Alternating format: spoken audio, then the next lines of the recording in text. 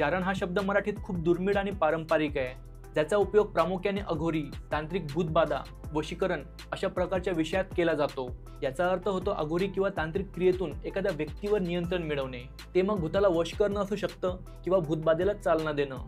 तसं जारण हा शब्द मराठी शब्दकोशात सापडत नाही, तर तो तांत्रिक भाषेत वापरला जातो। ही गोष्ट वेगळी आहे की सिनेमाच्या निमित्ताने मला हे कळालं। अमृता सुभाष आणि अनिता दाते या सिनेमाचा सर्वात मोठा हायलाइट पॉइंट असणार आहे, ज्यात अमृता सुभाष यांच्या पात्राने आपलं बालपण वाड्यात घालवलं। तिथे त्यांच्याच एका भाडेकरूने तिच्यावर भूतबाधा किंवा वशीकरण केलं आणि तो भीतीदायक अनुभव ती मोठी झाल्यावर सुद्धा विसरलेली नाहीये। इनफॅक्ट तिला माहिती आहे की त्या वाड्यात पुन्हा आल्यानंतर त्या गोष्टी रिपीट होऊ शकतात। त्या गोष्टीचा चाइल्डहुड ट्रॉमा एवढा जास्त आहे की ती कुणावरच विश्वास ठेवत नाही।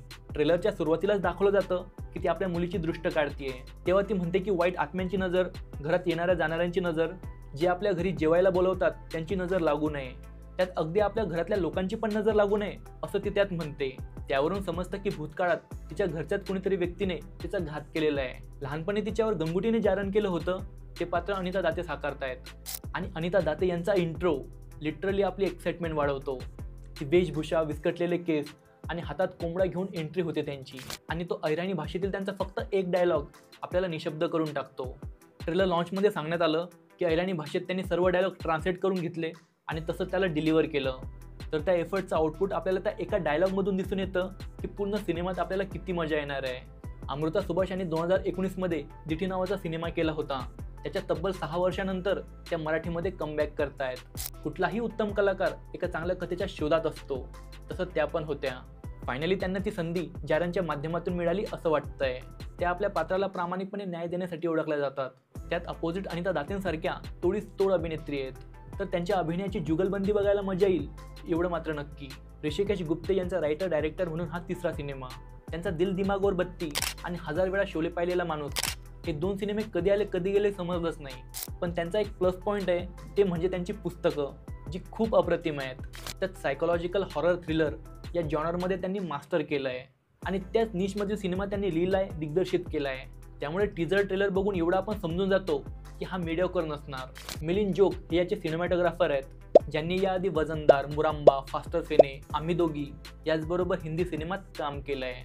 त्यांच्या कॅमेऱ्यातून दिसणारे दृश्य म्हणजे या ट्रेलरचा खरा हायलाइट पॉईंट आहे। धुसर रंगछटा, संत कॅमेरा मूवमेंट आणि भयभीत करणारं पार्श्वसंगीत हे आपल्या अंगावर काटा आणतं। याचे म्युझिक कंपोजर आहेत ए व्ही प्रफुल्लचंद्र, ज्यांच्या मंत्रमुग्ध करणाऱ्या संगीताबद्दल मला वेगळं सांगण्याची गरज नाही। त्यांच्या ऑन पॉइंट बॅकग्राऊंड स्कोरमुळे ती इम्पॅक्टफुल हॉरर व्हाईब येते। यामध्ये संवाद कमी आहेत आणि दृश्यांमधून भीती दाखवण्यावर अधिक भर दिला गेला आहे। तर अशा प्रकारची शैली मराठीमध्ये क्वचितच बघायला मिळते। ट्रेलरमध्ये एकही गोष्ट कथेपेक्षा वेगळी किंवा फोर्सफुली करतात असं वाटत नाही। सीन्सचे ग्लिम्स दाखवून तो आपल्याला ट्रिगर्ड करतो आणि जास्त काही रिव्हील न करता ते थ्रिल एडिटरला लपवून ठेवतो। नाहीतर बऱ्याच ट्रेलरमध्ये सर्व काही रिव्हील केलं जातं, गेस्ट अपीअरन्स सकट।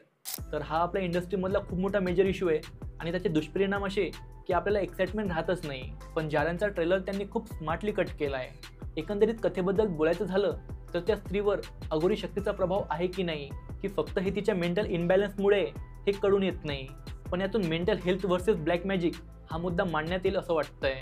हा भयपट आहे, पण अघोरी श्रद्धांवर प्रश्न विचारणार आहे।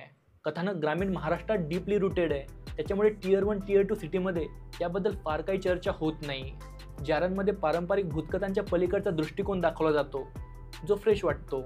त्याती फिमेल ओरिएंटेड मूव्ही जो जोनर फॉलो करते ते मराठी इंडस्ट्रीच्या निशसाठी एकदम नवीन वाटते। एकूण काय तर भीती, भूतबाधा, अंधश्रद्धा आणि मानसिक संघर्ष यांचं मिक्स कॉम्बिनेशन म्हणजे जारण। बाकी हा व्हिडिओ तुम्हाला कसा वाटला हे मला कमेंट करून नक्कीच सांगा। याचबरोबर मी एप्रिल मे 99 या सिनेमाचा रिव्ह्यू केला आहे, जो तुम्ही इथे क्लिक करून बघू शकता। व्हिडिओ आवडला तर लाईक, शेअर आणि सबस्क्राईब करा आणि बघत रहा द मराठी शो। भेटूया आपण लवकरच।